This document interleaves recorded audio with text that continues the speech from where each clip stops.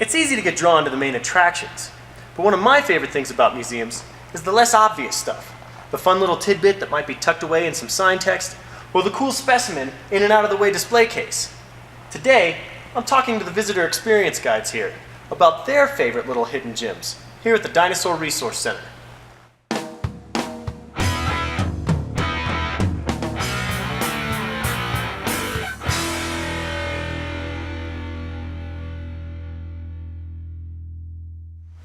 Hi, I want to tell you about one of my favorite exhibits in this museum.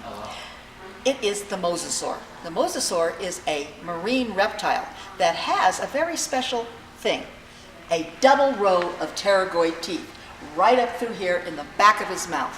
And it's at the top of the mouth that this is attached. It's a double row, it's pointed to the back, the teeth, and what the function is when the prey comes in here, because it is slimy and slippery from the ocean, it's caught, it comes right into the teeth here, it gets caught until it can be swallowed, very similar to what a snake would do.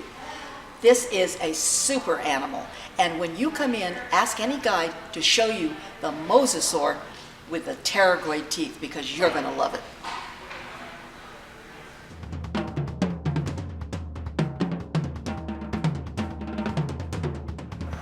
Alright, so here we have a Triceratops brain case. Now I think this one's very interesting because it actually shows the size of Triceratops' brain. So here you can see on the end of this brain case where the base of the skull would meet the spine. Now we have the brain would be sitting right here in this hollowed out area. So it would be underneath that big old frill that protected the Triceratops' neck. So we have that little bitty hole there where Triceratops' brain would sit. And Triceratops, you got to think about how big Triceratops was. It was a crazy sized multi-ton animal. And just to have that little bitty brain, a lot of people don't realize that that's Triceratops' brain or how big Triceratops' brain actually was.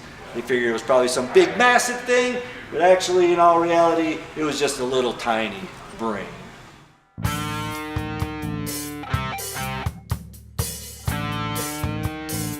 Okay, so this right next to me is Didelphodon. And Didelphodon's from the time of the dinosaurs, but it's actually a mammal. And that's what makes it so special. Now, mammals are actually pretty hard to find. At best, normally we'll get maybe some teeth, maybe some fragmentary pieces of the hip.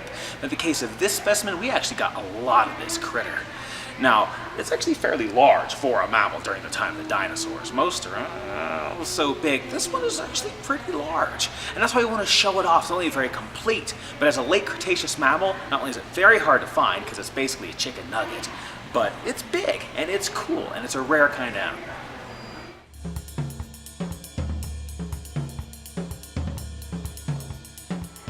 So this is an exhibit that people walk by all the time. They automatically assume it's a Triceratops, and so they don't give it much attention. But this is actually a brand new species. It was dug up by our lab staff 2.5 years ago, and it was found well over 75% complete.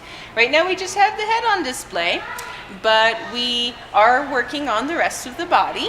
And it's not a Triceratops because it's missing a nose horn right there. It's got a few other funny little differences, but otherwise there's not much that you're going to find about this animal anywhere else other than our museum.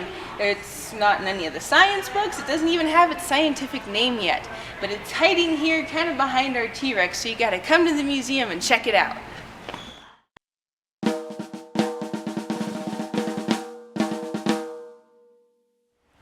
Today, you've seen some examples of some really cool things that you might otherwise miss during your visit.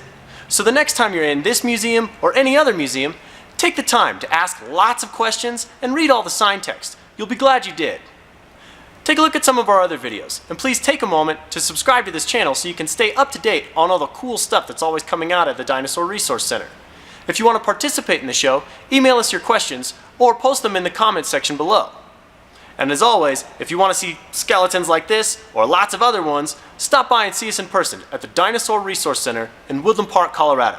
Until then, I'm Jacob. Thanks for watching.